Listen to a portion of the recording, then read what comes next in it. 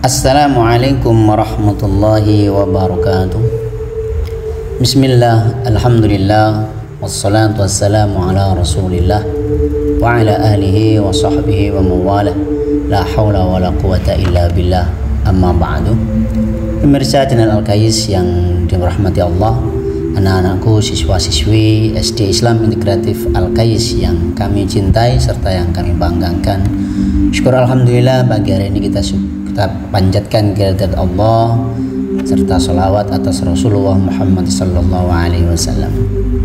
Pagi hari ini Ustaz akan menyampaikan tentang iman dan amal.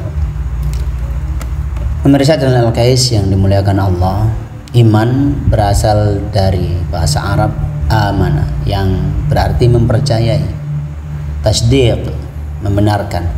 Dalam pengertian syara, iman diartikan sebagai pembenaran dalam hati, diucapkan dengan lisan dan dipraktekkan dengan anggota badan terhadap ajaran Islam. Dengan demikian, keimanan seorang bisa dikatakan benar apabila mencakup 3 unsur. Pertama adalah keyakinan yang teguh dan kuat di dalam hati.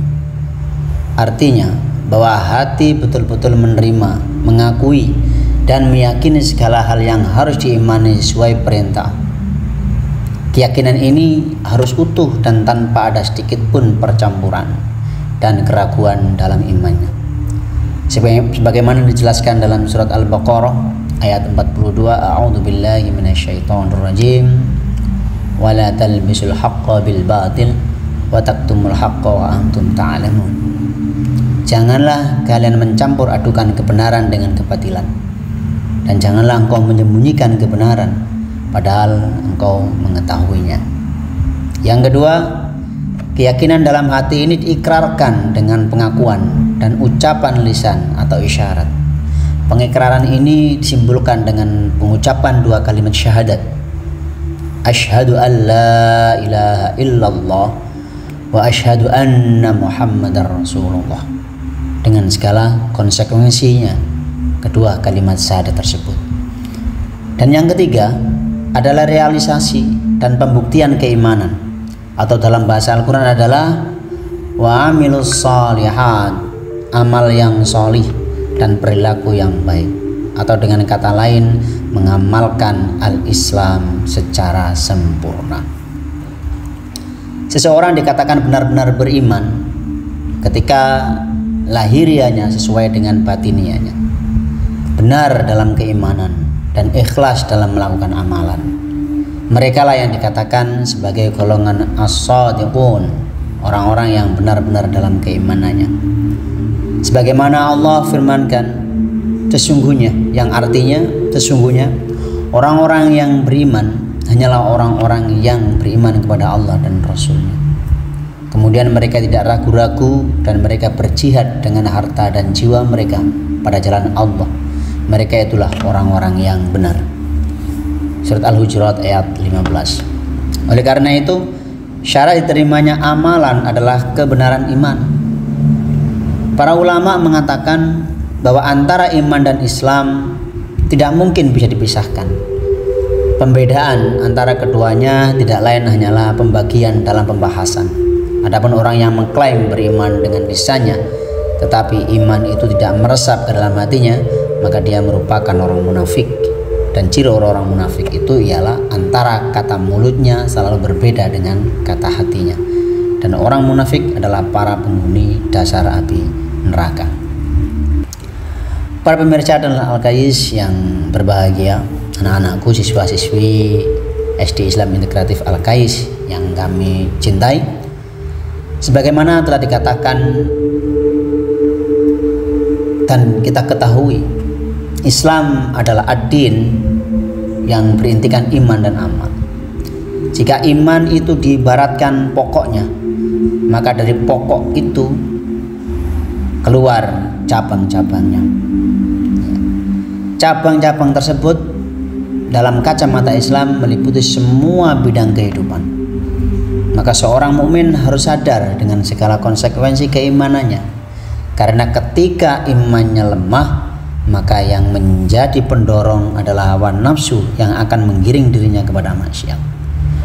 meski tidak sampai membuatnya senantiasa berbuat maksiat dan melarang seluruh konsekuensi iman tersebut.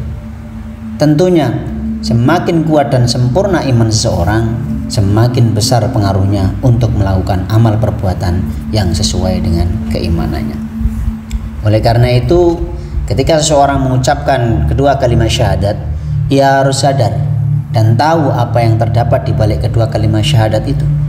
Di dalamnya terkandung semua perintah dan larangan. Bahkan semua tuntunan agama terkandung di dalamnya. Inilah sebabnya kaum kafir Quraisy enggan menerima dan mengucapkan kedua kalimat syahadat. Mereka sadar atas semua konsekuensi dari kedua kalimat tersebut. Hadirin para pemirsa channel Al-Qais yang dimuliakan Allah. Orang-orang yang sudah mengucapkan kedua kalimat syahadat secara syar'i dia dihukumi muslim. Harta, darah, dan kehormatannya dijaga oleh Islam. Oleh karena itu, kedua kalimat syahadat adalah dasar teori dan praktek dari semua yang tercakup dalam Islam. Sehingga ketika seorang tidak mau mengikrarkan kedua kalimat syahadat, maka baginya tidak ada kewajiban untuk melaksanakan Islam. Namun, apabila seorang telah mengikrarkannya, maka dia mempunyai sebuah kewajiban untuk mengimplementasikan Islam secara menyeluruh dalam kehidupan yang nyata. Sebagaimana di dalam surat Al-Baqarah ayat 208, A'udzu billahi minasyaitonir rajim. Ya ayyuhalladzina amanu dkhulu fis-silmi kaffah wa la tattabi'u khutuwatis syaitan innahu lakum aduwwum mubin.